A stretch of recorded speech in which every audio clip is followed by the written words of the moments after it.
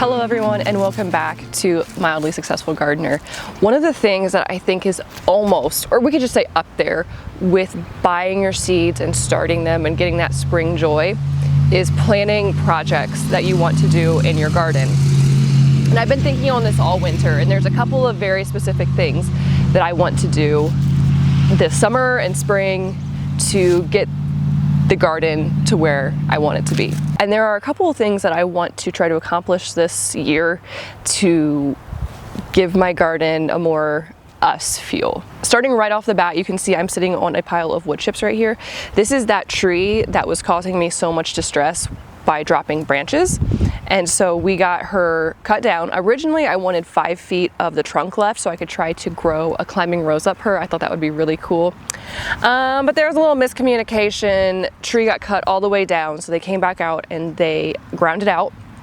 And so I have a big pile of wood chips out front, and I also have this pile that I'm sitting on right now. But because I can't contain myself, I ordered another David Austin rose to go where this tree was.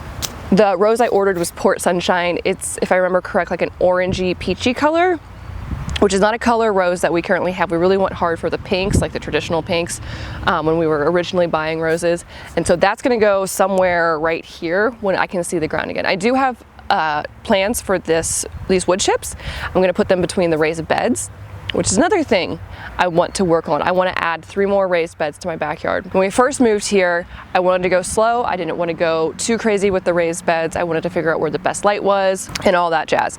And so I'm feeling pretty confident about where I chose last year, and I'm going to add 3 more raised beds, a very long one and then 2 smaller ones on either side of the current ones that we have. And I sort of have in my mind where I want to put what, but it's not in stone yet. So we'll kind of figure that out as it goes.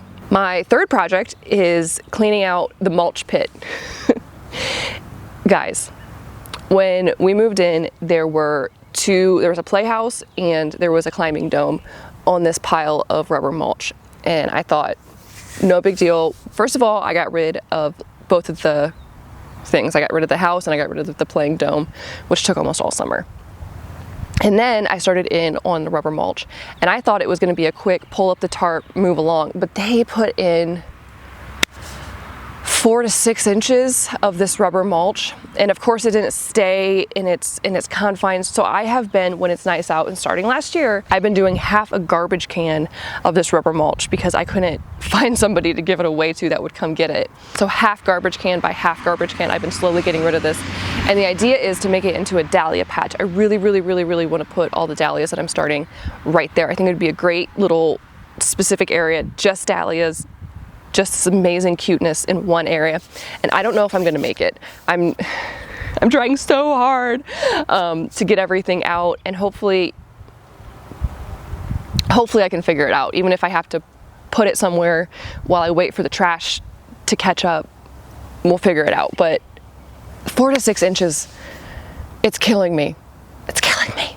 So the bigger-ish project that I am really looking forward to is putting in a path in this area right behind me. I had been dreaming of doing a slate rock pathway for a long time, with maybe some creeping thyme or something in between it, something very cottagey and whimsical, something that curved.